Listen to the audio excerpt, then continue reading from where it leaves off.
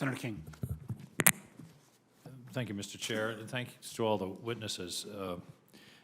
At one point in this room today, there were a majority of senators who are also on the Armed Services Committee, so nothing you were saying was news.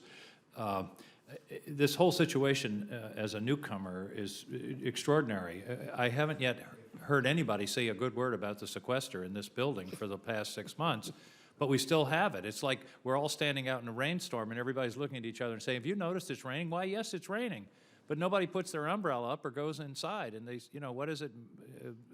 He doesn't have sense enough to come in out of the rain. Well, you know, I would slightly disagree with the chair. I think the most, and Leon Panetta said this at one of our hearings.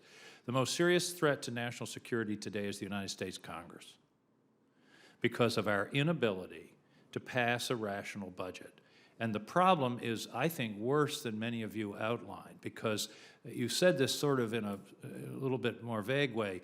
13 was relatively easy. There was low-hanging fruit. There were unexpended balances. There were all kinds of, there was money that could be found. 14 is going to be different. I heard yesterday from some people at the Pentagon, their calculation is it's more like 14% this year. And it's going to be, we are paying a national security price. And what bothers me is that this institution is pretty good about laying the blame when something goes wrong. Well, when something goes wrong in national security and we haven't adequately funded our defense, we should look at ourselves. A famous philosopher of the 50s, guy named Pogo, once said, we have met the enemy and he is us. And truer words were never spoken. And it just seems to me, I want to echo Senator Kane's remarks, there's got to be a solution here. And I guess I want to ask at least one question. Mr. Spring, you're at the Heritage Foundation. The Heritage Foundation, very influential group in this city, conservative think tank, a lot of quality work. How do we get out of this? I mean, you've told us that the sequester's bad, but we got to get out of this. How do we, do you have a strategy? Would you suggest to the Congress how we could get to a place where we have compromise and we have a solution so we aren't continuously hollowing out our defense as well as the rest of the federal government? Yeah, absolutely. You have to do that on microphone, please. Getting that. Yeah, I think you have to do that on two levels. The first one I described in my testimony, which is to have a strategy-driven approach as to what you need for the defense budget. No, but I'm talking about the overall But with budget. the overall, what you need to do is have a comprehensive fiscal plan that we have spelled out at the Heritage Foundation. We call it Saving the American Dream Plan, that includes tax reform, because we agree with Senator Whitehouse that you need to do tax reform. Does it include revenues from tax reform or just No. rate cuts? Well, in terms of rates, no. What it does is it says that we will lower the rates by closing the loopholes. But that doesn't do anything for the deficit. That's deficit neutral. Right, and we think that the heart of the problem is the future growth in entitlement spending. I mean, we could, a decade or two from now, we could eliminate the defense budget entirely, and you still would not balance the budget. I agree with that, and I've said this several times in this committee. The problem with the federal budget is health care costs.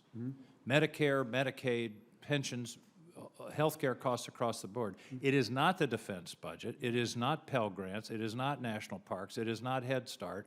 It is health care costs. And we're sitting here talking about cutting the defense budget, and I said this before, it's as if after Pearl Harbor we invaded Brazil. It's the wrong target. And we ought to be talking about health care costs.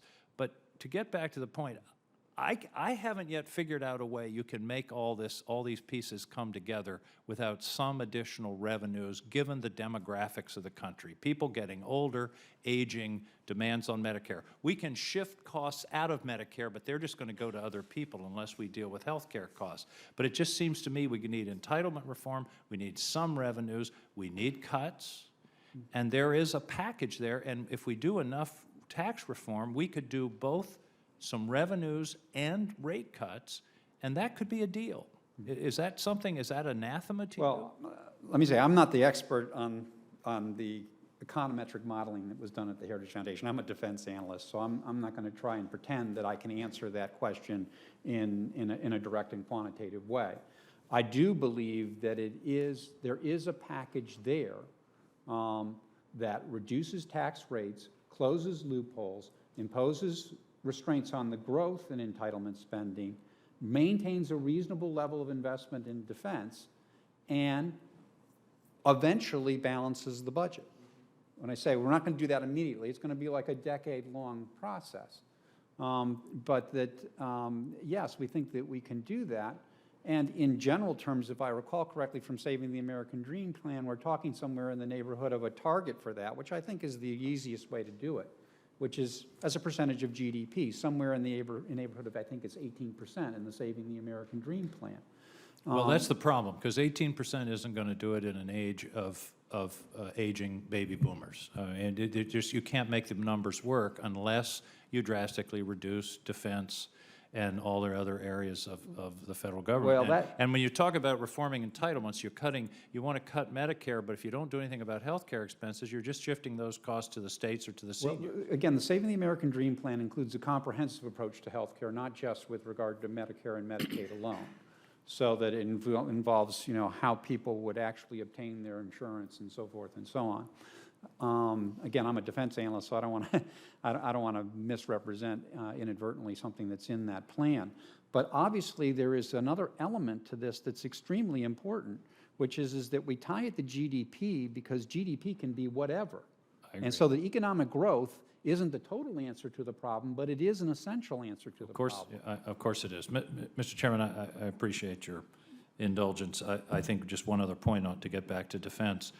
All the testimony we've had at Armed Services is that this is the most complex and dangerous world that any of our experts in the intelligence community and the military have seen in their careers.